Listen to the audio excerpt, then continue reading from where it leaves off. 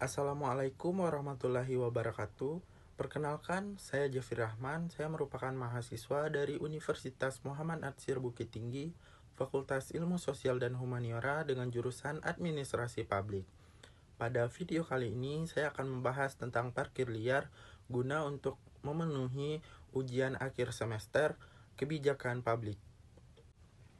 Parkir liar merujuk pada praktik parkir kendaraan bermotor di tempat yang tidak diizinkan atau tidak ditujukan sebagai area parkir resmi. Nah, peningkatan jumlah kendaraan bermotor juga merupakan faktor utama yang menjadi pemicu permasalahan parkir liar di banyak kota, di mana data statistik yang menunjukkan tren pertumbuhan kendaraan juga menjadi penting dalam memahami eskalasi masalah parkir liar. Ada beberapa data statistik yang terkait dengan peningkatan jumlah kendaraan yang menjadi pemicu utama permasalahan parkir liar, di mana adanya data statistik yang menunjukkan bahwa dari tahun ke tahun jumlah kendaraan bermotor terus meningkat secara signifikan, di mana data ini mencangkup peningkatan jumlah mobil, sepeda motor, dan kendaraan lainnya yang terdaftar di daerah tertentu. Kemudian ada juga data statistik yang menyajikan persentase kepadatan kendaraan bermotor per wilayah atau per jenis kendaraan, di mana kepadatan ini juga menjadi indikator utama dalam nilai tingkat masalah parkir liar yang diakibatkan oleh kurangnya ruang parkir yang memadai. Kemudian ada data statistik yang membandingkan jumlah kendaraan pada tahun ke tahun sebelumnya untuk menunjukkan tren pertumbuhan yang terjadi, di mana informasi ini memberikan gambaran mengenai laju peningkatan kendaraan yang menjadi pemicu utama permasalahan parkir liar. Kemudian selain data historis, proyeksi masa depan juga penting untuk memprediksi peningkatan jumlah kendaraan di masa mendatang, di mana data proyeksi ini memberikan wawasan tentang betapa mendesaknya penanganan parkir liar sebagai akibat dari pertumbuhan kendaraan yang terus meningkat. Nah, selanjutnya ada dampak negatif dari parkir liar, di mana contohnya kemacetan lalu lintas, di mana parkir liar ini seringkali menyebabkan kemacetan lalu lintas yang parah karena kendaraan yang diparkirkan di sembarangan tempat dan menghambat aliran kendaraan. Kemudian adanya kecelakaan, di mana parkir liar juga dapat meningkatkan risiko kecelakaan lalu lintas karena menyulitkan visibilitas pengemudi dan menimbulkan situasi berbahaya di jalan.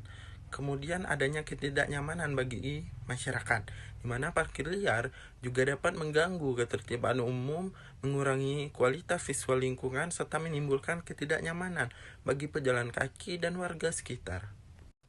Kemudian jumlah laporan parkir liar dan penyelesaiannya, di mana pemerintah setempat menerima laporan parkir liar dari masyarakat melalui berbagai saluran seperti hotline, pengaduan, aplikasi ponsel, atau langsung ke kantor terkait. Kemudian, laporan yang diterima harus diverifikasi untuk memastikan kebenaran informasi. Dan pemerintah juga melakukan pemantauan lapangan untuk mendata lokasi parkir liar secara aktif. Kemudian setelah verifikasi, langkah penyelesaian dilakukan dengan cara penegakan hukum terhadap pelanggar parkir liar, di mana ini bisa melibatkan sanksi atau denda, penarikan kendaraan, atau tindakan hukum lainnya. Kemudian, selain penindakan, pemerintah juga fokus pada edukasi dan peningkatan kesadaran masyarakat terkait dampak buruk dari parkir liar.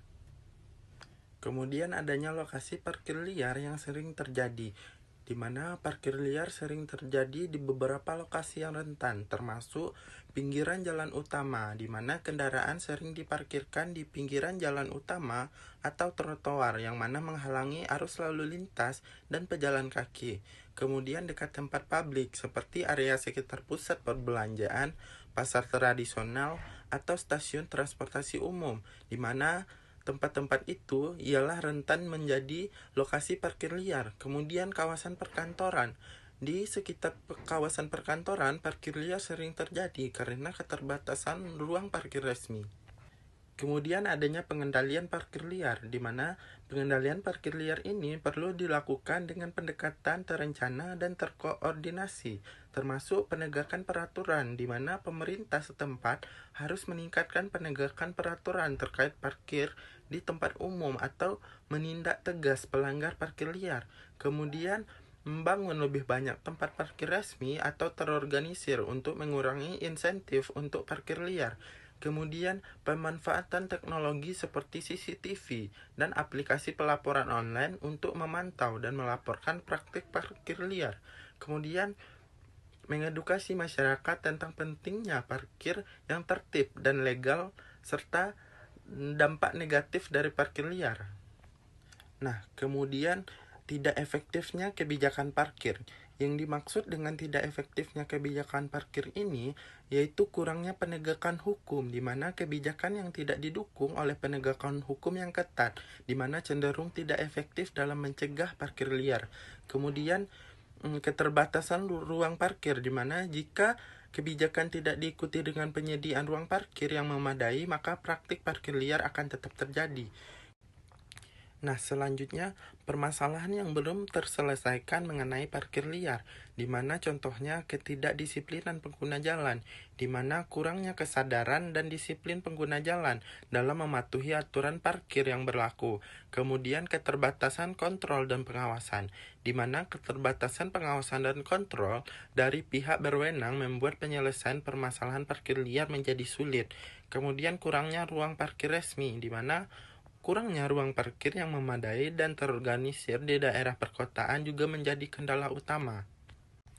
Selanjutnya, tantangan mengubah budaya parkir, di mana mengubah budaya parkir liar memerlukan upaya yang berkelanjutan dan menyeluruh, seperti edukasi dan kesadaran masyarakat, di mana perlu dilakukan kampanye atau edukasi untuk meningkatkan kesadaran masyarakat tentang pentingnya parkir yang tertib dan legal. Kemudian penegakan hukum yang konsisten, di mana pentingnya penegakan hukum yang konsisten dan tegas terhadap pelanggar parkir liar untuk menciptakan efek jera.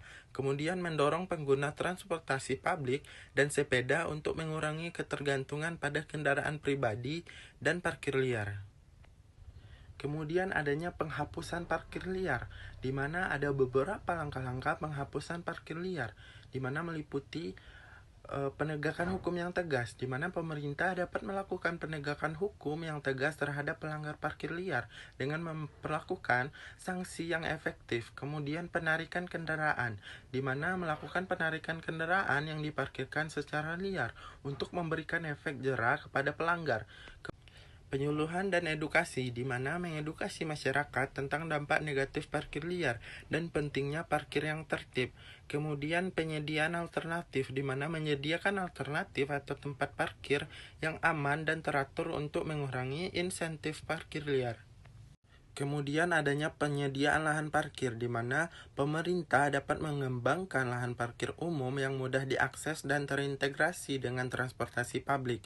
Kemudian pemerintah juga perlu bekerja sama dengan sektor swasta untuk membangun fasilitas parkir yang terkelola dengan baik. Kemudian zonasi parkir, di mana perlu menentukan zona-zona parkir yang jelas dan mengatur penggunaan lahan parkir sesuai dengan peruntukannya. Kemudian pemanfaatan ruang yang tidak terpakai, di mana ruang yang tidak terpakai atau selanjutnya inovasi kebijakan tentang parkir liar, di mana inovasi kebijakan tentang parkir liar ini dapat mencakup implementasi sistem parkir pintar yang menggunakan teknologi untuk memantau dan mengelola ruang parkir secara efisien. Kemudian parkir berbayar elektronik, di mana penggunaan pembayaran parkir secara elektronik untuk mengurangi praktik parkir liar dan meningkatkan transparansi. Kemudian adanya parkir berbagi, di mana konsep parkir berbagi ini yang memanfaatkan ruang parkir yang tidak terpakai pada waktu tertentu untuk mengurangi kekurangan lahan parkir. Selanjutnya parkir vertikal, di mana pengembangan lahan parkir vertikal untuk memaksimalkan penggunaan ruang dan mengurangi kebutuhan lahan parkir yang horizontal. Kemudian adanya kolaborasi dengan masyarakat mengenai parkir liar, di mana salah satunya kampanye dengan kesadaran masyarakat, di mana mengadakan kampanye edukasi tentang dampak negatif parkir liar dan pentingnya parkir yang tertib. Kemudian partisipasi masyarakat, di mana melibatkan masyarakat dalam pemantauan dan pelaporan praktik parkir liar melalui aplikasi atau mekanisme pengaduan yang mudah diakses. Kemudian adanya forum diskusi di mana mengadakan forum diskusi antara pemerintah, masyarakat, dan pemangku kepentingan lainnya untuk mencari solusi bersama mengenai masalah parkir liar. Kemudian mengadakan program insentif di mana memberikan insentif kepada masyarakat yang berperan aktif dalam penanganan parkir liar seperti penghargaan atau program reward. Evaluasi dampak kebijakan parkir liar, di mana penurunan praktik parkir liar, di mana evaluasi efektif kebijakan dalam mengurangi jumlah kasus parkir liar di daerah tertentu. Kemudian peningkatan kelancaran lalu lintas, di mana menilai dampak kebijakan terhadap kelancaran lalu lintas dan pengurangan kemacetan yang disebabkan oleh parkir liar. Kemudian perubahan perilaku masyarakat, di mana mengukur sejauh mana kebijakan telah berhasil mengubah perilaku masyarakat terkait parkir yang tertib. Kemudian kepuasan masyarakat, di mana menilai tingkat kepuasan masyarakat terhadap penanganan masalah parkir liar oleh pemerintah setempat. Yang terakhir adanya evaluasi solusi alternatif mengenai parkir liar, di mana evaluasi solusi alternatif untuk menangani parkir liar dapat mencangkup yang pertama adanya analisis efektif solusi, di mana menilai sejauh mana solusi alternatif yang diusulkan efektif dalam mengurangi praktik parkir liar. Kemudian kesesuaian dengan konteks lokal, di mana evaluasi apakah solusi alternatif tersebut sesuai dengan kondisi dan kebutuhan lokal daerah yang dimaksud. Kemudian keterlibatan pihak terkait, di mana mengukur tingkat keterlibatan dan dukungan dari pihak terkait termasuk masyarakat dalam menerapkan solusi alternatif. Kemudian kesesuaian